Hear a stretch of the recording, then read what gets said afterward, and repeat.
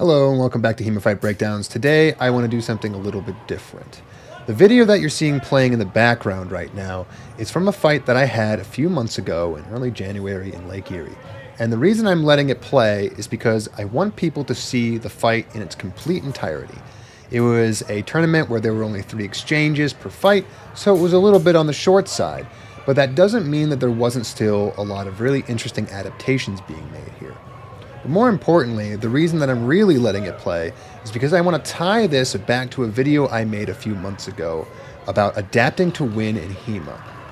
In that video, I outline a 4-step kind of procedure for trying to outline and categorize your opponent, and more importantly, your exchanges during a fight, so that you can better assess what your opponent's being successful with and what you're being successful with, so that you can make informed decisions, again, in the middle of the fight in order to try to win.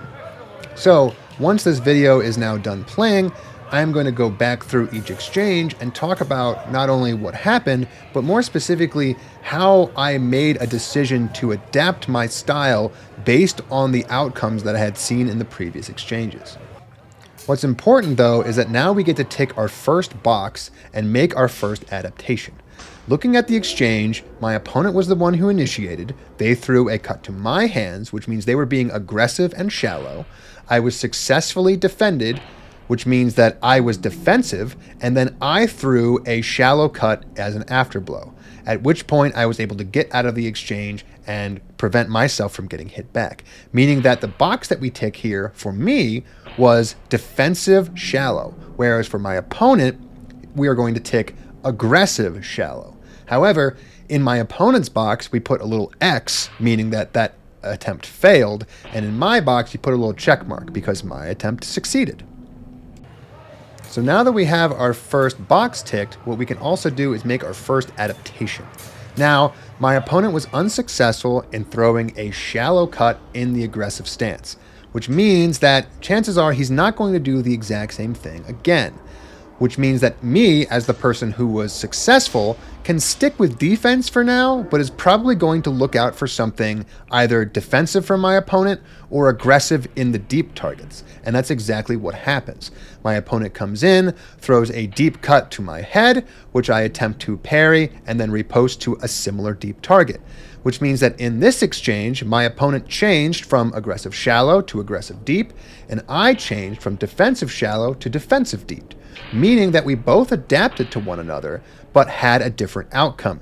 My opponent was successful in tagging my head on his initial action, but because of the afterblow rules of this tournament, I was able to parry it somewhat unsuccessfully and return a cut of my own, which also landed. While the result of this exchange doesn't really matter, what matters is that both of us adapted to one another, and in that particular case, we both came out with a partial success. There's always going to be an instinct to continue to do the thing that was successful before, and it's not necessarily a bad instinct to follow. What can happen, though, is that if you continue to repeat things, even that were successful before, you will essentially be signaling to your opponent, who is looking for adaptations to make, that you are going to continue to do so, and most importantly, they may have learned from what you did last time and are looking for it. And that's exactly what we see happen in this third exchange. My opponent, who has both boxes checked in the aggressive category, suddenly becomes defensive.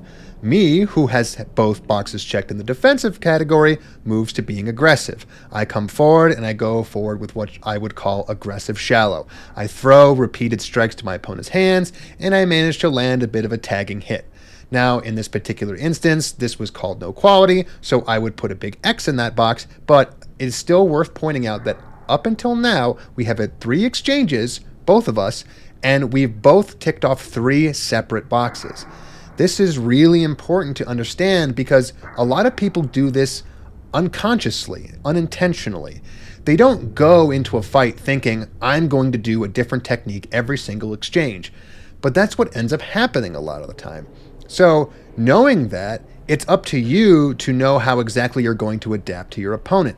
And I believe if you follow the system that I have here, it can be very beneficial to categorize it in this way because you're going to be able to better predict what your opponent might be doing next, given what they've done before. Coming now into the fourth exchange, we have a situation where both fencers have 3 out of 4 of their boxes ticked, meaning that there is still one choice left to each of them. However, what we see in this exchange is my opponent come forward with another aggressive deep attack, while I come forward with a defensive deep technique.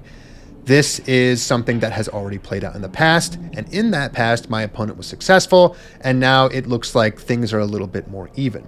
This is the inherent risk of coming forward with the exact same thing that has happened previous in the fight.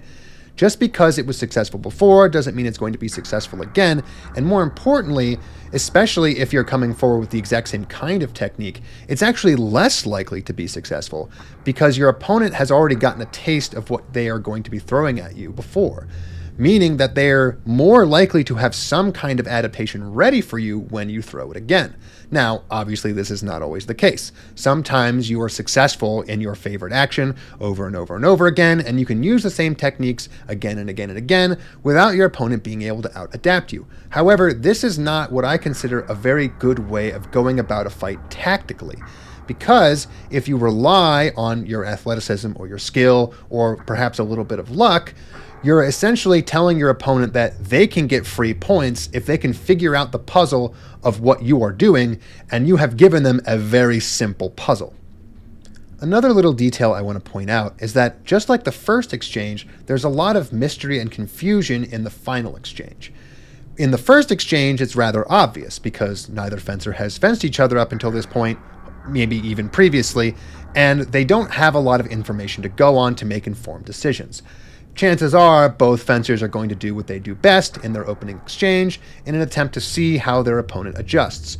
However, in the last exchange, you can have a similar sort of situation, but from a completely different perspective.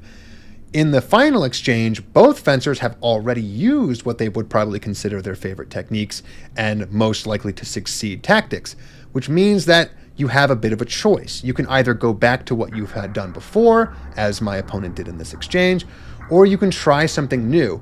And when you're in your final exchange, chances are you've already exhausted all of the techniques that you feel comfortable with.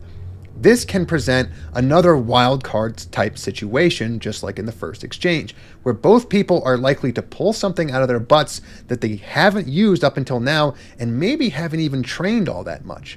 This is an opportunity for both fencers to use their final adaptation to finally guess what they can probably best say is going to be the most exploitable exchange of the fight. Take, for example, the classic thing that I've outlined in another video. Both people are tied and you go into final exchange. This is the situation where you can almost guarantee that your opponent is going to throw some kind of one-handed technique, something that is all risk and all reward. If they've never done it up until this point, this is probably where you're going to see it. And this is where your ability to use this chart and predict what your opponent is going to do makes the most sense and gives you the most benefit. So hopefully this all makes sense. If you'd like to understand a little bit better how I use my system, you can go back and watch that video. But otherwise, what I would like people to try to do is in their own training, in their own sparring, look at the exchanges they had either during the fight training or during the fight or afterwards, and try to categorize their opponent into these 4 categories and see whether or not they're lining up all of their boxes, as I feel like a lot of people do.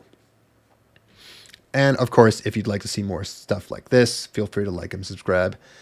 Have a good one.